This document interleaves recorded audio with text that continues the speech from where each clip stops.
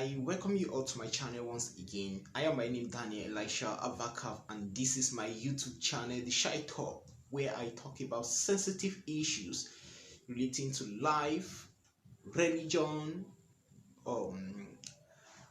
relationship, marriage, and whatsoever that will make you a better version of yourself. So once again, let me ask this question. If this is your first time of viewing my channel, let me ask, have you subscribed to my channel? If not, then please, what is stopping you? Kindly hit the subscription button below, because trust me, on this channel you are never going to be bored, because I give you life transforming seminars on this channel and things that will make you a better version of yourself. So today, what are we talking about today? Today we are going to look at a very sensitive topic. I am going to be relating a very crucial story to you. What just happened few hours ago. Trust me, yeah, it happened. Not to me, but to someone very dear to my heart and very, very close to me. And what's it about? It is about marriage committee. I'm so certain that some people might not know what marriage committee is, but at the course of this video, let me tell you one thing. If you want to know what marriage committee is, then please watch this video to the end, because at the middle of this video, I am going to be telling you what marriage committee is about. So let me go straight to the point. So this very close friend of mine wants to get married, and he traveled hundreds of kilometers, that is across the northern region of Nigeria.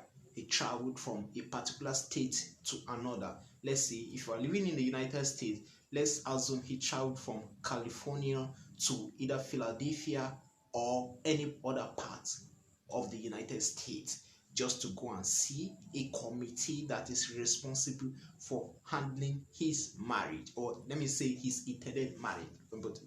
So this guy traveled right from Kebbi State to Sokoto State. It cost him hundreds of dollars. Let me put it that way, hundreds of dollars. In Naira, it cost him thousands of Naira when he traveled. So there's this particular denomination. I'm not going to mention any name, but for people who would understand, we know. So there's this particular denomination who has a committee responsible for marriage. So if I want to get married to any of the member of the church or the denomination, there's a committee I will go and meet called the marriage committee in that particular denomination. So they are the ones to put us through. Myself and the lady, they will ask us questions, interview us, mentor us, and also give us the things necessary for our marriage to take place in that particular church. So this guy traveled from Kebbi State to Sokoto to go and see marriage committee, because he intended getting married to a particular sister.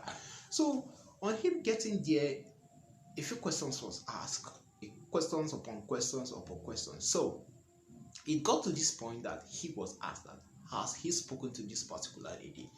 So the guy was marveled. Several thoughts were running in his mind. Should I lie? Should I say the truth? Well, he summoned up the courage to tell them the truth. He said yes, he has spoken with the lady. So they asked him, how many times have you spoken with this lady? I mean,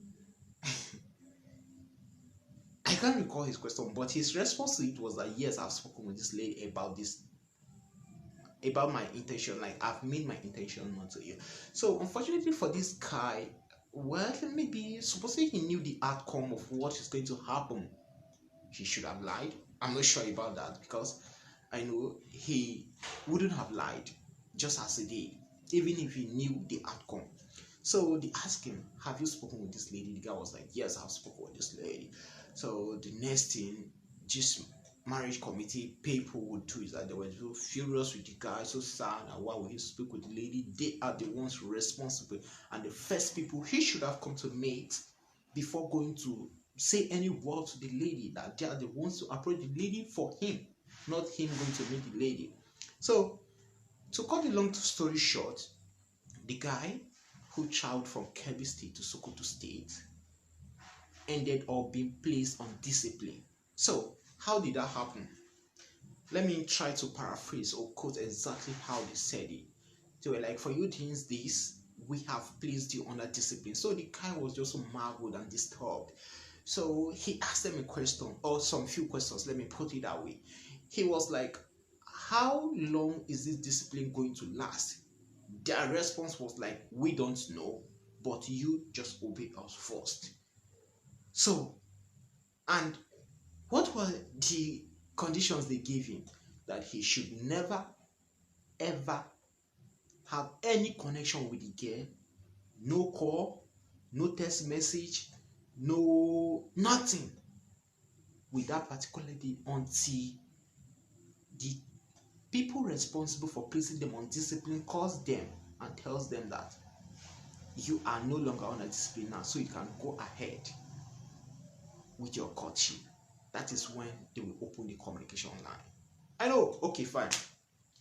Somebody you've been together with, you've committed yourself to, you've been talking, you've been chatting, you have emotions attached with your communications and your relationship. Let's assume you are courting or dating.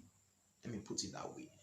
And one thing led to the other, and you were told not to speak with that person again.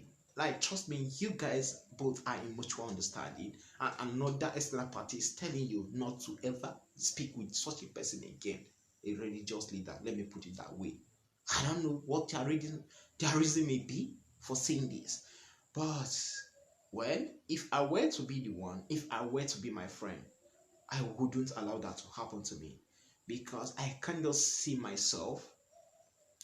Well, okay, I'm not in a relationship yet, but I can just see myself cutting away from somebody I love passionately. Like, I have affections for, I have feelings for, I care about, I care to know how she is doing and stuff, and somebody is just telling me to stop and cut all the communication ties altogether just like that. Like, I don't see that happening, but trust me, this is what happened to this my friend.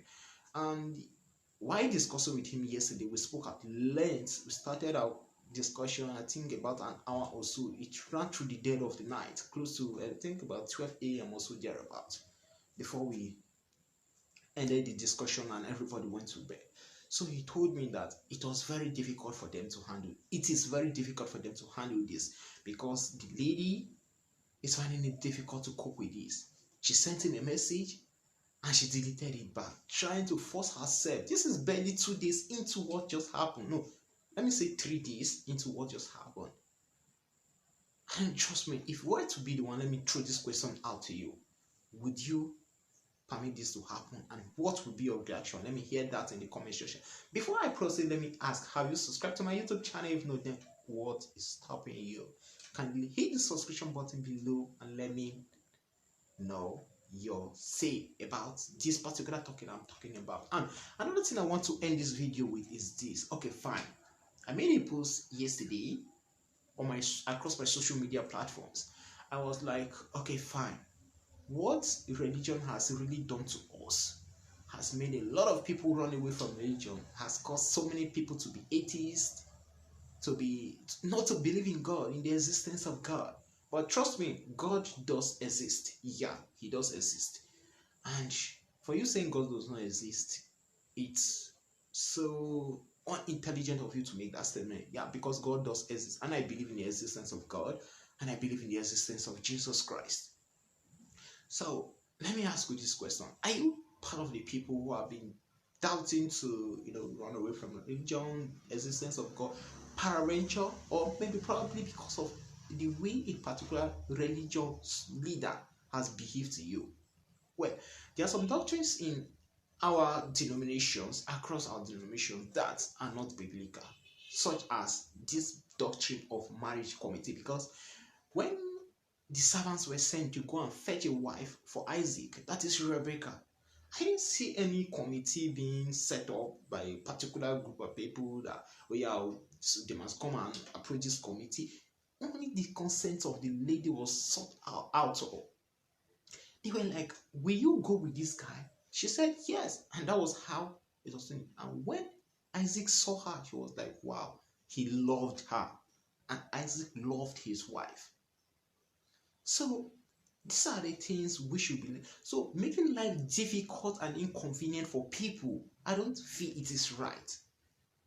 We have to look into some of these doctrines and some of these things, these man-made doctrines that are making life difficult for most people and making most people doubt if truly God does exist. I just pray that God will help us and give us the heart to be able to get rid of all these indoctrinations and give ourselves and our lives a better version. I don't know, maybe I might be the only one feeling bad about this, but it really does hurt me just as if it happened to me. But trust me, I wasn't the one it happened to, but it happened to someone very close to me and dear to me. So I just have to make this video to correct some things that are happening in some of our denominations. I really just hope that this video gets across to the person responsible in making such actions and making such corrections. I am by name Daniel Elisha Avakava, and this is my YouTube channel, The Shy Talk. On this channel, we talk about things like this. Hit the subscription button below and expect more of videos like this. Have a nice day. Bye.